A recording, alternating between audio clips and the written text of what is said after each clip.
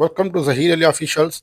इस टाइप के क्वेश्चंस के लिए स्टूडेंट्स बड़े परेशान होते हैं कि सर ये समझ में नहीं आते, जिसमें डायरेक्ट और इनवर्स प्रोपोर्शन पे तीन चीज़ें गिवन हो। जैसे कि यहाँ पर है, if 16 man working 7 hours per day complete a job in 14 days. अगर 16 बंदे 7 घंटे रोजाना काम करते हैं तो वो 14 दिनों में उस काम को कंप्लीट कर देते हैं। In how many days will 14 man complete it working 8 hours per day. अगर 14 बंदे हो और रोजाना वो 8 आवर्स काम करें, 8 घंटे काम करें, तो बताइए वो कितने दिनों में कंप्लीट करेंगे। तो इस टाइप के क्वेश्चन के लिए आसान और इजी वे आप सीखेंगे। इस टाइप के क्वेश्चन आप ओनली 20 सेकंड्स के अंदर सॉल्व करना सीखेंगे। बहुत ही एक इम्पॉर्टेंट टॉपिक है। तो इस टाइप के क्वेश्चन आज हम 20 सेकंड्स के अंदर कैसे सॉल्व करते हैं इसको सीखेंगे। कोई फार्मूला नहीं है, बस एक ही ट्रिक है। आप उस ट्रिक को याद करके इजीली फाइंड कर सकते हैं इस टाइप के क्वेश्चंस का आंसर। तो सबसे पहले हम आज रेशो, रेट और परसेंटेज के इंपॉर्टेंट चैप्टर में से एक टॉपिक, रेशो के बाद होती है प्रोपोर्शन, क्योंकि उससे रिलेटेड होती है।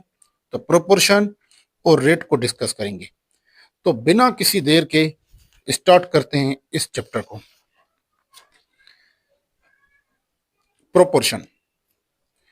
अब प्रोपोर्शन क्या होता है कि आपको पता है कि जो रेशो था, हमने प्रीवियस लेक्चर में पढ़ा कि ratio is the comparison between two quantities of same nature.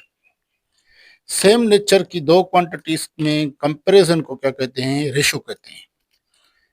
ठीक है, प्रीवियस लेक्चर में हमने डिस्कस किया।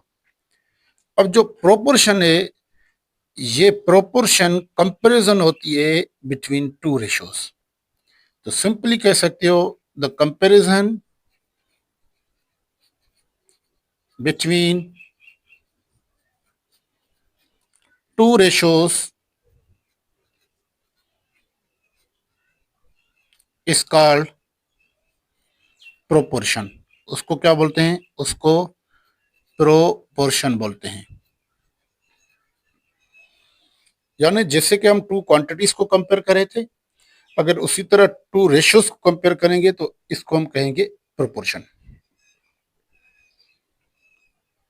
ठीक है, तो हम इसको क्या लिखते हैं? सपोज करें हमारे पास ए रेशो बी है और दूसरा है सी रेशो डी। तो इनके कंपैरिजन को हम क्या कहते हैं? प्रोपोर्शन कहते हैं। तो ये जो 4 डॉट्स हैं, ये सिंबल है किसकी? प्रोपोर्शन की। अब प्रोपोर्शन में क्या होता है? An equality of two ratios, equality of two ratios constitutes a proportion। दो रेशो की इक्वलिटी प्रोपोर्शन बनाती है। यानी A ratio B equal to C ratio D, इसको हम क्या कहते हैं? प्रोपोर्शनल कहते हैं। तो प्रोपोर्शनलिटी की जगह पर आप इक्वल भी लगा सकते हैं। तो देखें, यहां पर हमें 4 नंबर्स गिवन होंगे। ये जो बाहर वाले नंबर हैं, these numbers are called extremes. इनको हम बोलते हैं ये एक्सट्रीम्स हैं। और ये जो नंबर हैं, इसको हम कहते हैं दीज आर कॉल्ड मीन्स। इसको हम मीन्स कहते हैं। यानी सेकंड और थर्ड हमारे पास मीन होगा, फर्स्ट और फोर्थ हमारे पास क्या होगा? एक्सट्रीम होगा। यानी अगर मैं कह दूं ए रेशो बी प्रोपोर्शन सी रेशो डी, तो इसका मतलब है this is the first proportion, this is the second proportion, this is the third proportion and this is the fourth proportion. तो फर्स्ट और फोर्थ को कहते हैं एक्सट्रीम्स, सेकंड और थर्ड को कहते हैं मीन्स। ठीक है, तो किसी भी प्रोपोर्शन के लिए। अब प्रोपोर्शन का मतलब है कि दोनों रेशोस क्या हैं? इक्वल हैं। तो दोनों रेशोस इक्वल हैं, तो A upon B is equal to C upon D. तो बाय क्रॉस मल्टीप्लीकेशन डी यहां पर डिवाइड है, वहां पर मल्टीप्लाई करेगा ए डी, एंड बी यहां पर डिवाइड है, वहां पर मल्टीप्लाई करेगा A D is equal to B C. तो आप यहां पर एक बात देखें, जो ए डी है वो क्या है? एक्सट्रीम से, और जो बी सी है वो क्या है? मीन से। तो इसमें से पता चल गया कि product of extremes is equal to product of means. Product of extremes is always equal product of means, वो मीन्स की प्रोडक्ट के बराबर होते हैं। This is the fundamental principle, fundamental equation of proportion. सारे प्रोपोर्शन के प्रॉब्लम इसी पे सॉल्व होंगे। कुछ एमसीक्यूज करते हैं इसके ऊपर। सपोज करें ये हमने 4 क्वेश्चन यहां पर लिख दिए हैं। पहले क्वेश्चन में हमें एक्स फाइंड करनी है, तो सेम प्रिंसिपल लगाएंगे कि product of means is equal to product of extremes. तो ये मीन की प्रोडक्ट है, x multiply by 4x is equal to, ये एक्सट्रीम की प्रोडक्ट है, मीन्स 2 मल्टीप्लाई बाय 16। 4 यहाँ पर मल्टीप्लाई करा है, वहां पर डिवाइड करेगा, x is equal 2 multiply by 16 divide by 4। 4 की टेबल 16 पे 4 times, x is equal 2 multiply by 4, this is equal to 8। तो x का वैल्यू हो गया क्या, 8 हो गया। ये हमारे पास आंसर है। सेकंड क्वेश्चन देखें, find fourth proportion of 2, 3 and 18। 2, 3 and 18 का फोर्थ प्रोपोर्शन फाइंड करें। तो आप लिखेंगे 2, 3, 18 और फोर्थ नंबर के ऊपर लिख देंगे x, क्योंकि ये फर्स्ट है, सेकंड, थर्ड, फोर्थ। यहां पर पूछ रहा है कि फोर्थ प्रोपोर्शन का बताएं। सेम उसी तरह product of extremes is equal to product of means, means 2x is equal to 3 multiply by 18। 2 multiply वहां पर डिवाइड करेगा, तो यहां पर आएगा 9, x इज इक्वल टू 3 9 27। यानी इसका जो फोर्थ प्रोपोर्शन होगा वो होगा 27।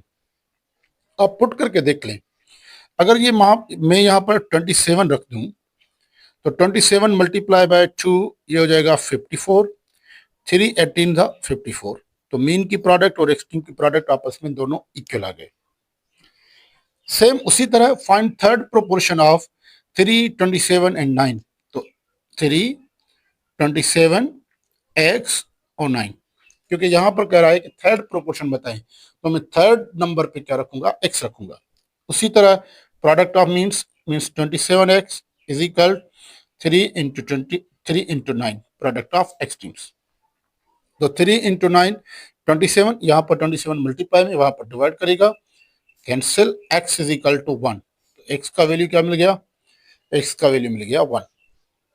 ठीक है। Fourth question, find mean proportions of 6 and 24। 6 and 24 के मीन प्रोपोर्शंस बताएं। अब जो मीन प्रोपोर्शंस होते हैं हमारे पास सेकंड और थर्ड होता है, तो हम सेकंड और थर्ड की जगह पर x रखेंगे, तो 6 x 24 ये हो जाएगा। Product of means x into X square, इन दोनों को मल्टीप्लाई करेंगे, आएगा 144। x फाइंड करने के लिए दोनों तरफ से स्क्वायर रूट लेंगे, x इज इक्वल 144 का स्क्वायर रूट होता है 12, यानी x का वैल्यू हो गया क्या, 12। आप यहाँ पर प्लस माइनस रख के -12 भी कर सकते हैं। ठीक है। तो ये बहुत इंपॉर्टेंट क्वेश्चंस थे। अब देखें, 2 टाइप के प्रोपोर्शंस होते हैं। एक टाइप का प्रोपोर्शन है डायरेक्ट प्रोपोर्शन और दूसरा है इनवर्स प्रोपोर्शन। अब आपको एक बात समझनी है कि अगर आपको 2 क्वांटिटीज गिवन हो A एंड B,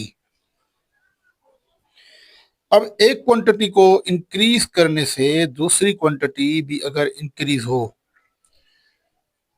या एक क्वांटिटी को डिक्रीज करने से दूसरी क्वांटिटी भी सेम रेट में डिक्रीज हो, तो इस टाइप के प्रोपोर्शन को हम कहते हैं डायरेक्ट प्रोपोर्शन। एग्जांपल लेते हैं एक सिंपल सा। अगर मैं कह दूं कि जो 10 स्टूडेंट्स हैं वो 1 घंटे में 50 पेजेस टाइप करते हैं, तो बताएं 20 स्टूडेंट्स उसी टाइम में कितने पेजेस टाइप करेंगे। तो आप कहेंगे सर ये तो कंफर्म हो गया कि नंबर ऑफ स्टूडेंट्स इंक्रीज हुए हैं, तो नंबर ऑफ पेजेस भी क्या होंगे, ज्यादा टाइप होंगे। अगर सेम तरह कह दूं कि 20 स्टूडेंट्स 100 पेजेस करें, तो बताएं 10 स्टूडेंट्स कितने करेंगे। तो आप कहेंगे सर अगर स्टूडेंट डिक्रीज हो रहे हैं तो नंबर ऑफ पेजेस जो टाइप होंगे वो भी क्या होंगे, डिक्रीज होंगे। इस टाइप के प्रोपोर्शन को हम कहते हैं डायरेक्ट प्रोपोर्शन। आते हैं इनवर्स प्रोपोर्शन पर।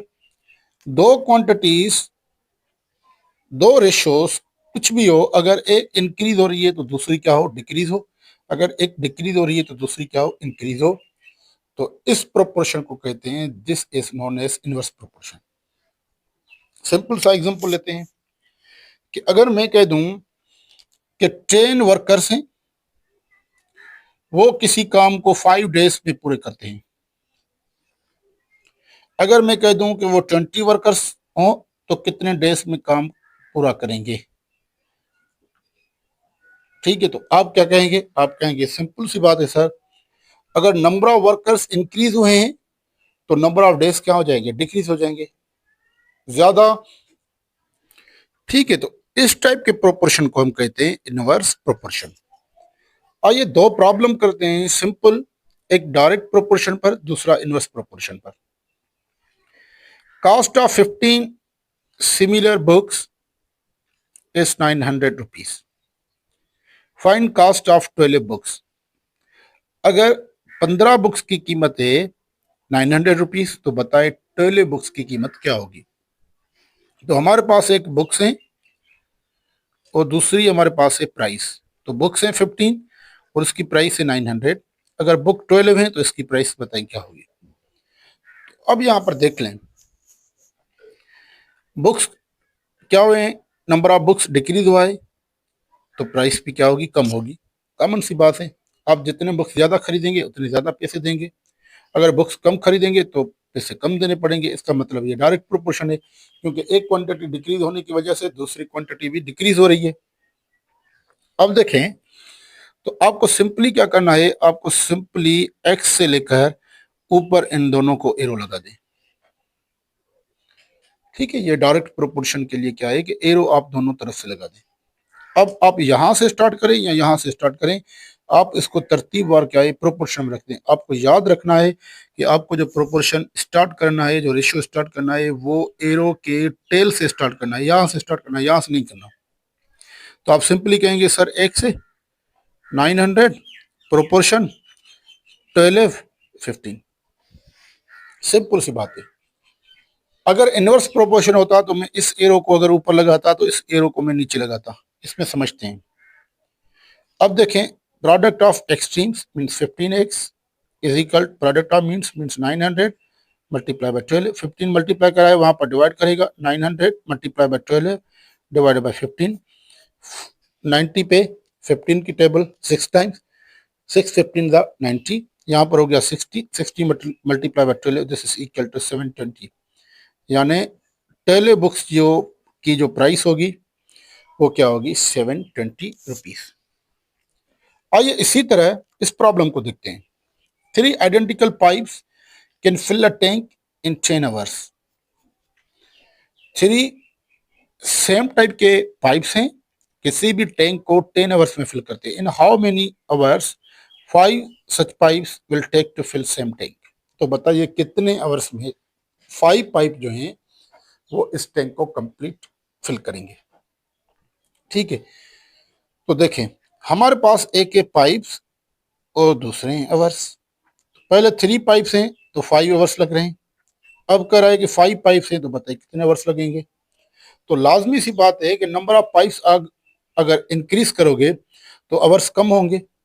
इसका मतलब इनवर्स प्रोपोर्शन है। तो आप यहां से अगर एरो स्टार्ट करते हैं तो इस एरो को आप क्या कर देंगे, उल्टा लिख देंगे, क्योंकि इनवर्स प्रोपोर्शन है। पहले आपको आइडेंटिफाई करना है, पहले आपको पता लगाना है कि डायरेक्ट है या इनवर्स प्रोपोर्शन है। ठीक है, अब देखें यहां से स्टार्ट करें, एक्स 5 प्रोपोर्शन 3 5। सिंपल सी बात, मैंने आपको बताया कि ये जो रेशियो लिखना है वो एरो के टेल से लिखना है। तो मैंने लिखा x 5 proportion 3 5। Product of means 5x is equal to product of extremes, 5x, product of means 5 into 3, 5 में cancel, x is equal to 3। तो 5 पाइप्स को फिल करने के लिए 3 आवर्स रिक्वायर्ड होंगे। ठीक है, तो ये हमारे पास क्या हो जाएगा, आंसर हो जाएगा। ठीक है, अब देखें,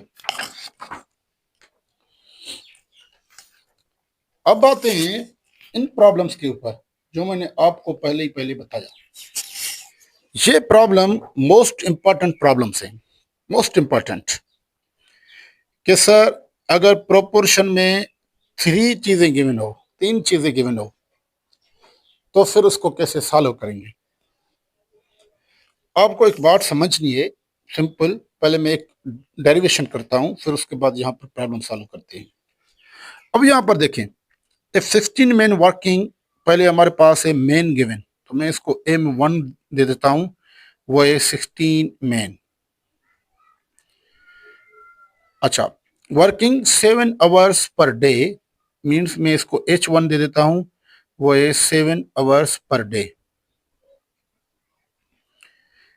कंप्लीट जॉब इन 14 डेज, मैं इसको D1 दे देता हूं, 14 डेज में वो काम कंप्लीट कर दे हैं।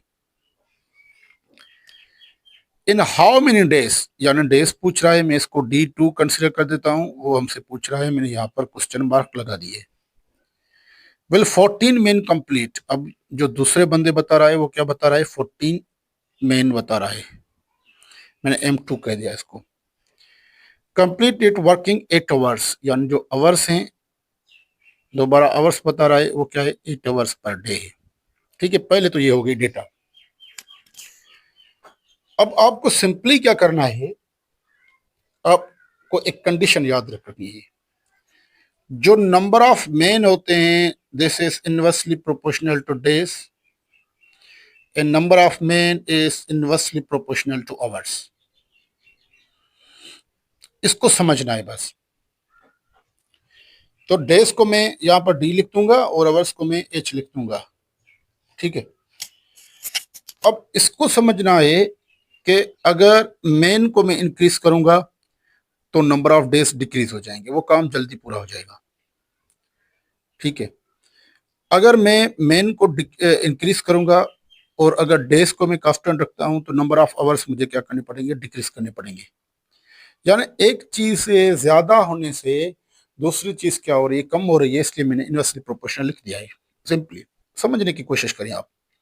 अगर मैं कह दूं कि मैं आवर्स को इंक्रीज कर देता हूं, पहले कोई बंदा काम करता था 5 आवर्स पर डे, अब कराए कि 8 आवर्स पर डे, तो लाजमी बात है जो मेन हो गए उसकी जो तादाद है, उसके जो नंबर्स हैं, वो क्या करने पड़ेंगे, डिक्रीज करने पड़ेंगे। क्यों?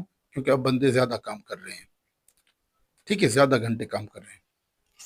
तो उम्मीद है ये बात आपको समझ में आ गई होगी। अब दोनों को मैं मिलाता हूं कि man is inversely proportional to days in hours, D for days, H for hours. तो प्रोपोर्शनल की सिंबल हटा के कांस्टेंट लगाते हैं, means M is equal to constant into 1 upon days into hour. तो डेज इंटू आवर यहाँ पर divide में है, वहां पर मल्टीप्लाई करेंगे। Men days into hours is always constant. आपको ये बात बस याद रखनी है कि मेन डेज और आवर्स की जो प्रोडक्ट होगी वो हमेशा क्या होगी, कांस्टेंट होगी। ठीक है, यानी मेन डेज और आवर्स की जो प्रोडक्ट है वो हमेशा क्या होगी, कांस्टेंट होगी। तो मैं कह सकता हूं कि M1 D1 H1 is equal to M2 D2 H2। बस यही था कॉन्सेप्ट कि जब भी आपको इस टाइप का कोई भी प्रॉब्लम गिवन हो, तीन चीजें गिवन हो, मेन डेज और आवर्स की बात नहीं, कोई भी तीन चीजें गिवन हो, तो आप ये फार्मूला लगा देंगे। ठीक है, आइए सॉल्व करते हैं। मेन है हमारे पास 16 मेन, आवर्स डेली हम 7 काम करें, सॉरी डेज हमारे पास हैं 14, आवर्स हम 7 काम कर रहे हैं। ठीक है, आप इसको आगे पीछे भी लिख सकते हैं। अब देखें, डेज हमें फाइंड करने हैं, मेन है हमारे पास 14, आवर्स है हमारे पास 8 और डेज हमें काउंट करने हैं। ये दोनों यहाँ पर मल्टीप्लाई करें, वहां पर डिवाइड करेंगे तो 14 14 में कैंसिल, 8 की टेबल 16 पे 2 टाइम्स, तो डेज हमारे पास मिल जाएंगे क्या, 2 multiply by 7, this is equal to 14 days. तो इसका आंसर आ गया 14 डेज। हो गया मसला खत्म। आइए इस पे करते हैं प्रॉब्लम। सेम टाइप का प्रॉब्लम है। 25 man working 6 hours per day, यानी आवर्स बता रहा है, complete a job in 8 days. How many man are needed, man पूछ रहा है, to complete 8 in 12 days, days बता रहा है, वर्किंग 4 आवर्स पर डे। तो आप सिंपली क्या करेंगे, M1 D1 H1 is equal to M2 D2 H2। M1 25, days क्या है 8 डेज, आवर्स कितने कर रहा है पर आवर्स 6, मेन पूछ रहा है डेज कितने हैं 12 और आवर्स कितने हैं 4। सिंपल सी बात है। यहाँ पर ये मल्टीप्लाई में, वहां पर क्या करेंगे डिवाइड में करेंगे। तो M2 is equal 25 multiply by 8 multiply by 6 divided by 12 multiply by 4। इसको मल्टीप्लिकेशन करने की जरूरत नहीं है क्योंकि ये बड़ा लंबा हो जाएगा, फिर डिवाइड करने में मुश्किल होगी। पहले इसको शिफ्ट कर दें। अब यहाँ पर देखें 1 टाइम 2 टाइम्स, यहाँ पर 12 है और यहाँ पर दोनों 12 कैंसिल हो जाएंगे, बाकी कितने बचे 25। मैन इज इक्वल 25, यानी हमें 20 मैन रिक्वायर्ड होंगे कि वो 4 आवर्स पर डे काम करें और 12 डेज में काम कंप्लीट हो जाए। ये था सिंपल सा कॉन्सेप्ट इसके पीछे। तो आपको बस ये याद करना है और कुछ भी याद नहीं करना। इस टाइप का कोई भी प्रॉब्लम आ जाए आप इस पे करके आ जाए, ठीक है। आंसर आप विद इन 20 सेकंड सॉल्व कर सकते हैं इसको, ठीक है। तो आगे चलते हैं। हमारे पास सिलेबस में टॉपिक लिखी हुई है रेशो, रेट एंड परसेंटेज। तो समझते हैं कि रेट क्या है, ठीक है। तो आप इसको कंप्लीट देखने के बाद इसका पीडीएफ इस नंबर से हासिल कर सकते हैं। And subscribe my YouTube channel और दोस्तों के साथ शेयर कर दें। तो रेशो और रेट में डिफरेंस है। रेशो क्या होता है? Ratio is the comparison between two quantities of same units of same kind. But उसके ये अपोजिट है कि rate is the comparison between two quantities of different units हो। उसको अक्सर तौर पर कैसे एक्सप्रेस करते हैं? Usually expressed as one quantity per unit of another quantity. एक क्वांटिटी को डिवाइड करते हैं दूसरे यूनिट के साथ। एग्जांपल लेते हैं 60 kilometre per hour, this is the rate. इसका मतलब है कि कोई चीज है कि 1 घंटे के अंदर 60 किलोमीटर तय कर रही है, तो ये क्या हो गया? इसका रेट हो गया। मतलब कौन से रेट पे क्या कर रही है? ये स्पीड चेंज कर रही है, ये डिस्टेंस कवर कर रही है 60 kilometre per hour. For example R is 500 per day. अगर मैं आपको कह दूं कि कोई वर्कर है जिसकी जो आप ऐसे कह दें कि मजदूरी है, जो पैसे लेता है वो लेता है 3000 फॉर 6 आवर्स, 3000 फॉर 6 आवर्स। तो मैं कह दूं कि इसका रेट बताएं तो आप कहेंगे सर इसका जो रेट होगा वो होगा 500 पर आवर, यानी 1 आवर के लिए वो क्या करेगा? 500 चार्ज करेगा। तो सिंपली रेट फाइंड करने के लिए हम क्या लगाएंगे? क्वांटिटी लगाएंगे divided by an other quantity. यहाँ पर टाइम हो गया, यहाँ पर कोई और हो गया, ठीक है, एन अदर क्वांटिटी, तो हम इसको कहेंगे रेट। फॉर एग्जांपल अगर मैं कह दूं कि हमारे पास राइस है और राइस की जो प्राइस है वो है 1000 फॉर 5 kg, तो आप इसका रेट बताएं तो आप कहेंगे सर इसका रेट होगा 1000 divided by 5, 200 rupees per KG. 1 kilogram के कितने हो जाएंगे? 200 रुपीज हो जाएंगे। तो इस टाइप को हम कहते हैं कि वो क्या है? रेट है, ठीक है। तो सिंपली रेट क्या होगा? रेट हमारे पास होगा quantity divided by an other quantity,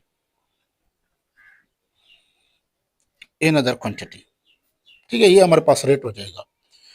तो दोनों के यूनिट्स डिफरेंट होंगे, तो रेशियो में डिफरेंट यूनिट्स नहीं थे, सेम यूनिट्स थे, तो वो आपस में कैंसिल आउट हो जाते थे, इसलिए रेशियो को कोई यूनिट नहीं होता, लेकिन रेट को यूनिट होगा, ठीक है। सपोज करें कि अगर मैं कह दूं कि एक मशीन है, a machine makes 100 items in 5 hours, 5 hours में 100 आइटम्स बनाती है, तो इसका रेट बताएं, what is rate of the machine? तो आप कहेंगे sir 100 divide by 5 this is equal to 20 items per hour. Machine जो है वो 1 घंटे में कितने 20 आइटम्स बनाएगी, तो ये इसका क्या है? रेट है। आइए आगे बढ़ते हैं। इस पे कुछ प्रॉब्लम्स हैं। These are the most important problems. खास तौर पे वो प्रॉब्लम्स जो किसके ऊपर है, जो स्पीड के ऊपर है। तो पहला प्रॉब्लम है, a car travels 150 kilometre in 3 hours, what is its speed. तो हमें पता होता है कि the speed is the rate of distance covered